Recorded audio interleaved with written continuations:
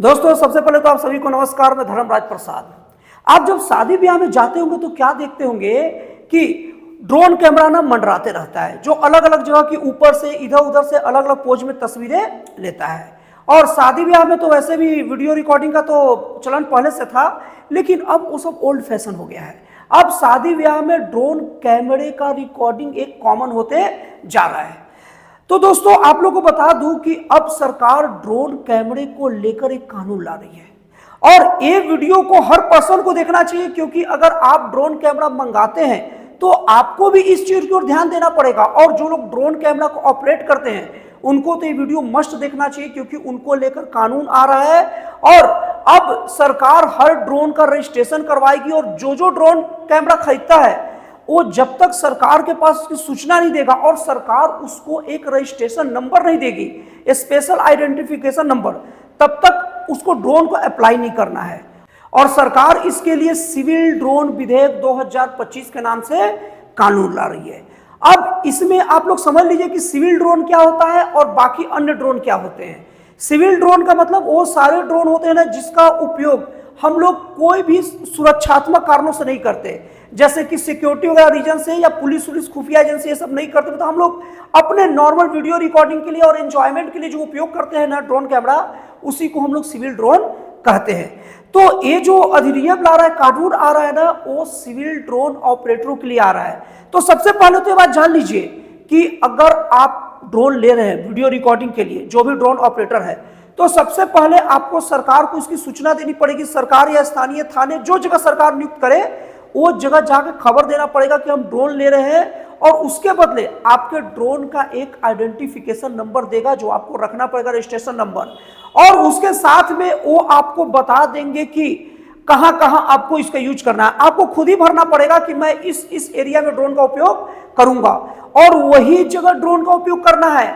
ऐसे नहीं कि कोई व्यक्ति एक अलग राज्य में रजिस्ट्रेशन करवा लिया और वो कोई और राज्य में कर रहा है। अगर जा भी रहा तो उसको सूचना देना पड़ेगा, और ऐसा नहीं करने के बाद जुर्माना और जेल दोनों की व्यवस्था की गई है। तो आप इस वीडियो में बने रहिए, देखते रहिए, आपको ये बात पता चलेगा कि अगर ड्रोन का रजिस्ट्रेशन नहीं कराएंगे तो उसके लिए क्या क्या सजा का प्रावधान है, और वो ड्रोन का जो पहले से जो एरिया देता है कहां यूज करना है, वो सब के बारे में भी हम लोग जानेंगे। ड्रोन से संबंधित नए कानून को समझने के लिए ना आपको 3 जोन को समझना पड़ेगा। सबसे पहला है ग्रीन जोन। ग्रीन जोन का मतलब ये होता है ना कि जहां के लिए आप अनुमति लिए हैं उस एरिया में ना आप कहीं भी ड्रोन उड़ा सकते हैं, आपको मनाही नहीं है। और दूसरा होता है येलो जोन।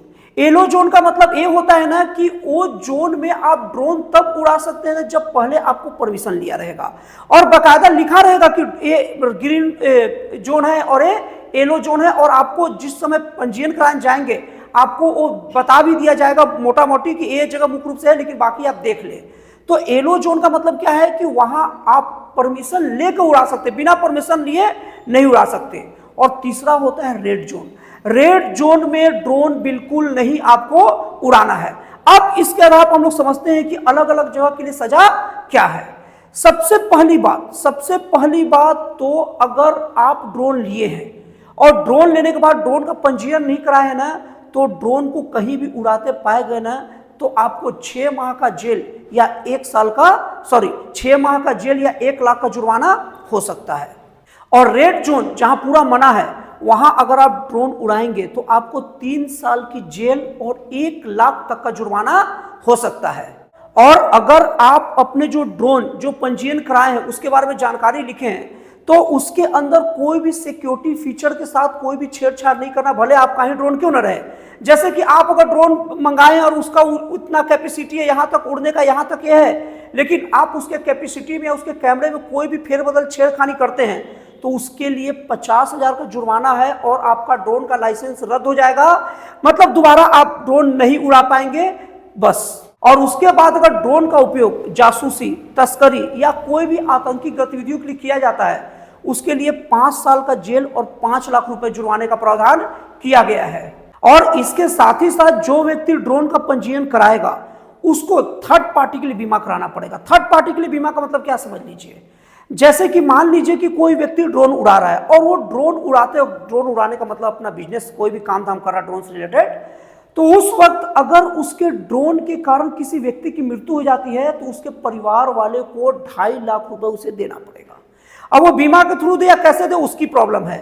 और यही नहीं, उसके बाद अगर कोई गंभीर रूप से घायल हो जाता है उसको 1 लाख रुपए जुर्माना देना पड़ेगा। और अगर किसी की संपत्ति का नुकसान हो जाता है ड्रोन के कारण तो जितने का नुकसान हुआ वो नुकसान को भरपाई करना पड़ेगा। और इसके साथ ही साथ ड्रोन जो भी चलाने वाले हैं, ऑपरेट करने वाले हैं, उनके लिए है उनको 4 प्रकार की तकनीकी सुविधा अपने ड्रोन में रखनी पड़ेगी। सबसे पहली बात, उनको जियो फेंसिंग करके रखना पड़ेगा। जियो फेंसिंग का मतलब ये होता है कि आपका ड्रोन उड़ते वक्त कहीं रेड जोन में न चल जाए, इसके लिए उसके अंदर सॉफ्टवेयर पहले से क्रिएट करके रखना पड़ेगा। और उसके बाद दूसरा चीज, स्वतः वापसी की उसके अंदर सॉफ्टवेयर प्रोग्राम होनी चाहिए। जैसे एग्जांपल के तौर पर मान लीजिए ड्रोन का एक बैटरी कम होने लग जाता है, तो जैसे ही बैटरी कम हो रहा है वापस रिटर्न आकर जहां से उड़ा है वहां वापस आकर पहुंच जाए।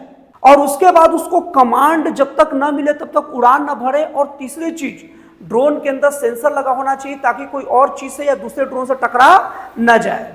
अब सरकार एक कानून तो ला रही है, सिविल ड्रोन अधिनियम 2025 के नाम से, लेकिन अब लोग ये सवाल कर रहे हैं और सवाल उठ रहा है कि क्या जो आम आदमी या कोई आम व्यक्ति जो ड्रोन खरीदता है जिससे शादी ब्याह में ले जाकर कुछ कमा ले या कोई भी प्रोग्राम वगैरह होता है उससे कुछ कमा ले, क्या वो इतने सारे तामझाम को झेल पाएगा? और दूसरी चीज, अभी देख रहे हैं कि ड्रोन के द्वारा किसान अपने खेतों की रखवाली कर ले रहे हैं, बहुत प्रकार का उपयोग कर ले रहे हैं, तो वो सब किसानों के लिए अवसर होगा या बोझ हो जाएगा इतने सारे अगर नियम कानून से लाभ देंगे तो?